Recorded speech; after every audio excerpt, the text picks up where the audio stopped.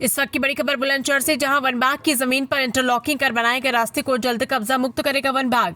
कुछ लोगों ने अवैध कब्जा कर रास्ते का कर दिया निर्माण। अपनी प्रधानी चमकाने के लिए कुछ लोग वन विभाग पर लगा रहे थे गलत आरोप। बताया जा रहा है कि कुछ लोगों को रंगदारी न मिलने के कारण सारा खेल रच गया। सीओ वन विभाग ने बताया कि शमशान घाट का रास्ता राजस्व विभाग ने पहले ही कर रखा है आवंटित। शमशान घाट की चार दीवारी कराने की दी गई थी नोटिस। वन विभाग की जमीन पर अतिक्रमण कर जिन लोगों ने अवैध रास्ता बनाया उन पर वन विभाग करने जा रहा कार्रवाई। पूरा मामला खुर्जा कोतवाली क्षेत्र के जंक्शन रोड कामधेनु डेयरी के बगल का मामला। सर, आज ईजू मौजपुर गांव में ग्रामीणों ने प्रदर्शन किया है। उनका ये आरोप है कि जो वन विभाग की जमीन है उनमें से प्रॉपर्टी डीलर अपने मुनाफे के लिए, फायदा कमाने के लिए जमीन में से वो रास्ता निकाल रहे हैं। जी। क्या प्रकरण है सर? दिनांक 18 को रविशंकर शर्मा के द्वारा एक आवेदन दिया गया था माननीय प्रभारी मंत्री के थ्रू डीएफओ ऑफिस में। 19 तारीख को हमें प्राप्त हुआ। इसकी जांच 23 अगस्त को करवाई गई, संडे को, जब कुछ ग्रामीण वहाँ पे जेसीबी मशीन के थ्रू कुछ खुदाई करने का प्रयास कर रहे थे और दीवार लगाने का प्रयास कर रहे थे वन विभाग की ज़मीन पे। मौके पे ग्रामीणों से पूछताछ की गई। पता चला कि वहाँ पे कुछ लोगों के द्वारा ट्रैक्टर के डंपर्स यूज़ करके पॉटरी की जो वेस्ट मटेरियल है उसको डाला गया है और रास्ते बनाने का प्रयास किया गया था। जो प्राथमिक जांच की गई उसमें पता चला कि दिनांक 10 तारीख को कुछ लोगों के द्वारा ट्रैक्टर ट्रॉली रात के 8 बजे वहाँ पे डंप किया गया था मटेरियल वन विभाग की ज़मीन पे।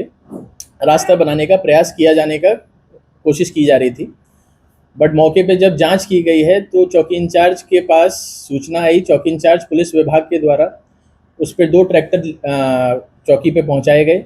अगले ही दिन कुछ ग्रामीणों के द्वारा तहरीर भी दी गई और जो एप्लीकेशन जिसके तहत पुलिस विभाग ने वो ट्रैक्टर रिलीव किए उसमें उनके द्वारा ब्लॉक सचिव राजकुमार सिंह और राजकुमार प्रधान के द्वारा एक तहरीर दी गई चौकी इंचार्ज को कि ट्रैक्टर रिलीव कर दिए जाएं और ये कार्य ग्राम पंचायत के द्वारा कराया जा रहा था, ना कि प्रॉपर्टी डीलर के द्वारा। जो तहरीर है, तहरीर और एप्लीकेशन जिसके तहत ट्रैक्टर्स छोड़े गए हैं वो हम मीडिया को उपलब्ध कराएंगे, जिसके तहत ट्रैक्टर छोड़े गए हैं। फिर उसके बाद जब हमने जांच की वहाँ पे तो मौके पे पाया कि जहाँ पे वृक्षारोपण की जो हमारा वृक्षारोपण वृहद वृक्षारोपण व्यापक रूप से होना था, वहाँ पे ग्रामीणों के द्वारा मुझे 23 तारीख को रिक्वेस्ट की गई कि सर यहाँ पे वृक्षारोपण कंप्लीट करवाया जाए। वहाँ पे वृक्षारोपण कंप्लीट करके हम लोगों ने वहाँ पे पौधारोपण का कार्य किया है।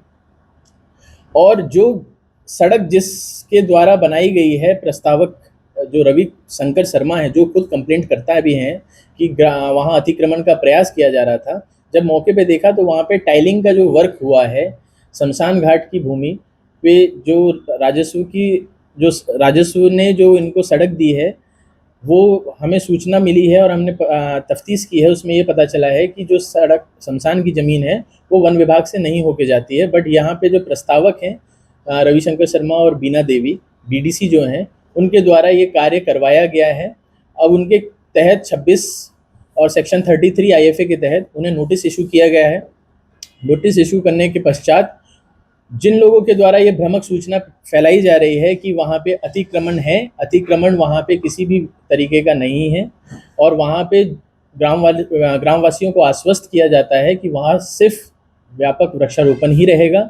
और जो शमशान की भूमि में इंटरलॉकिंग का कार्य किया गया है और जिस प्रस्तावक के द्वारा ये काम करवाया गया है, क्या उनके पास व्यापक रूप से दस्तावेज हैं? अगर हैं तो वो नोटिस का जवाब 7 दिन का उनको मोहलत दी गई है, उसमें अपना दस्तावेज सबमिट करेंगे। अगर दस्तावेज सबमिट करने के बाद संतोषजनक प्राप्त नहीं होता है, क्योंकि वो रिजर्व फॉरेस्ट की ज़मीन है, रिजर्व फॉरेस्ट की ज़मीन पे कोई इंटरलॉकिंग का कार्य नहीं किया जा सकता है, उसके तहत विधिवत कार्रवाई सुनिश्चित की जाएगी। और जिन लोगों के द्वारा भ्रामक सूचनाएं फैलाई जा रही हैं उनके तहत भी बीएनएस की सक्षम धाराओं के तहत मुकदमा पंजीकृत किया जाएगा। डीएफओ महोदय के द्वारा भी इंस्पेक्शन किया जाना है, वो भी इंस्पेक्शन करके उनके द्वारा साफ साफ निर्देशन मुझे दिया गया है कि सिर्फ वृक्षारोपण का कार्य होगा। जो भी कार्य अवैध तरीके से किया गया है उसको तुरंत हटाया जाएगा। कोई इंटरलॉकिंग का वर्क, कोई भी चीज़ वहाँ पे नहीं रहेगी, क्योंकि law is same for everyone. अगर शमशान घाट की जो भूमि के लिए जो जमीन जो राजस्व विभाग ने ईजू मौजपुर के लिए दी गई है उसी जमीन को वो यूज़ करें, उसी ज़मीन को के तहत वो अपने शमशान घाट के लिए रास्ता बनाएं और जो यहाँ की इंटरलॉकिंग टाइल्स यहाँ से निकलेंगी उसका यूज़ करके वो अपने रास्ते को जहाँ पे भी है वहाँ उसकी बाउंड्री करवाई जाएगी।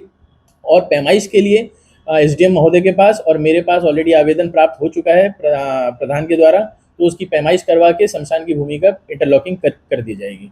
तो ये हमारी तरफ से